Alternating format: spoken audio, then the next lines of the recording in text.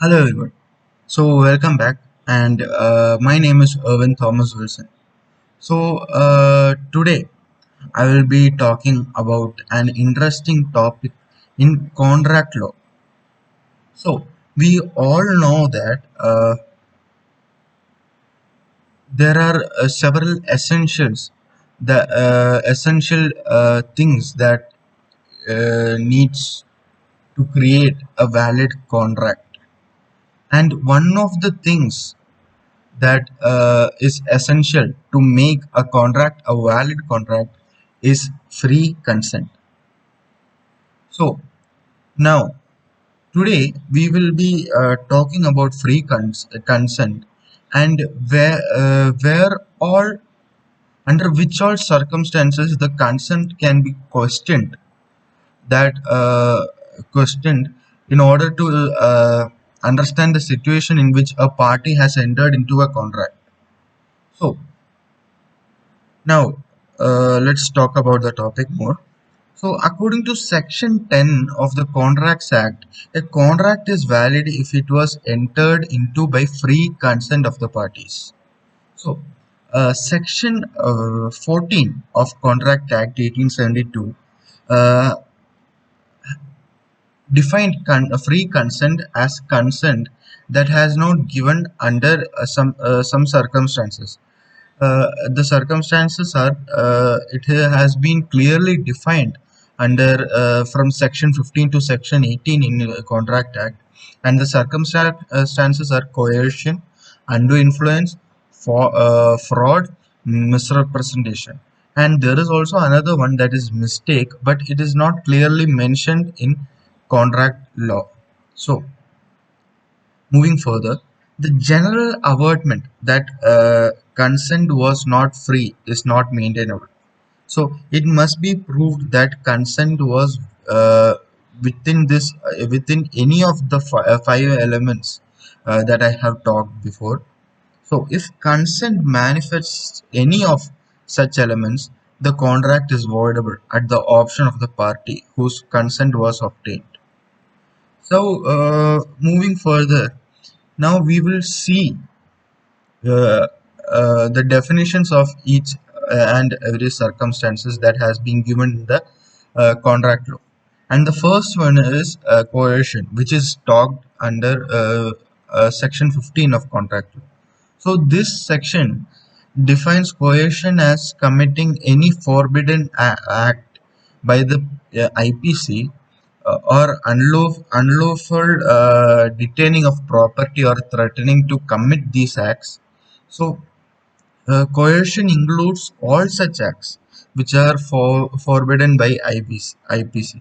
So it also includes threatening to commit any act forbidden by the code. So section 15 says that it also includes unlawfully detaining the property of any person or threatening to detain such property which will harm the other person. So such an act would amount to coercion only when the act has been committed with the intention to enter into an agreement. So, Section 15 says that acts amounting to coercion must be to the prejudice of the other. So, this a simple illustration about coercion is when a husband threatens his wife that he will commit suicide unless she releases the property. So, this amounts to coercion to the prejudice of the wife.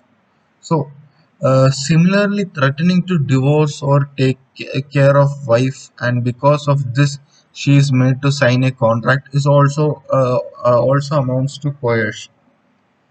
So, the next important element is undue influence.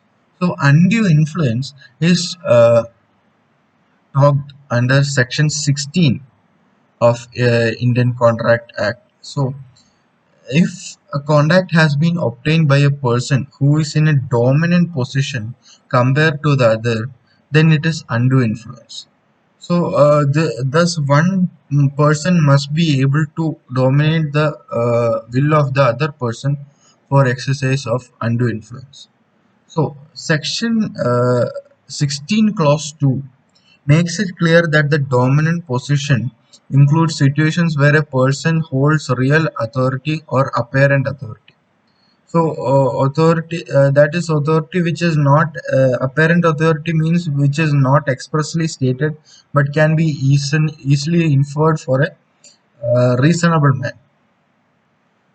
So, and the next one is section 16 clause 3 says that if a contract is entered into between two parties and one of them is in a position to dominate the will of the other, and if he uses it to enter into the contract, then the contract will be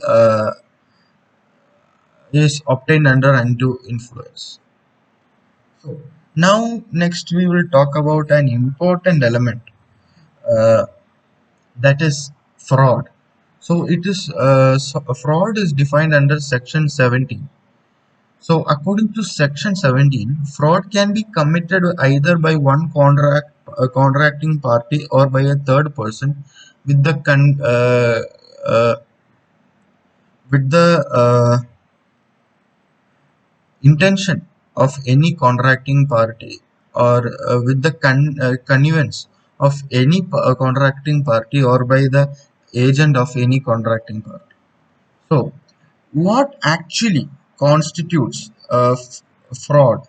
So it is also defined under section 17. Section 17 clause 2, from section 17 clause 2 to section 17 clause 5 clearly states all the cases. So section 17 clause 1 states that fraud mean any false factual statement and the person making it knows it is false, thus deliberately making a false statement.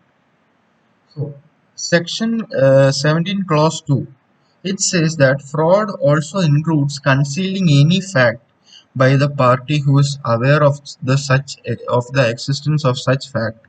So active concealment is different from mere silence when an effort is made to ensure that the other party is not able to know the truth. So next one is section 17 clause 3. A promise made without the intention to perform it.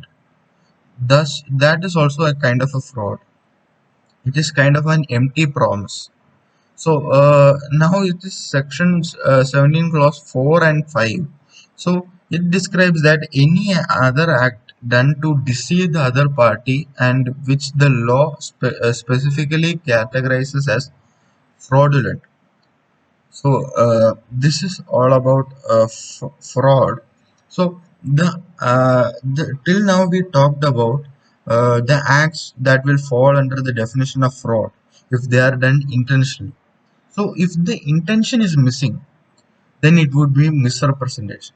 That is, if there is no intention to deceive, there is no intention to actively conceal any fact, then it will be considered as misrepresentation.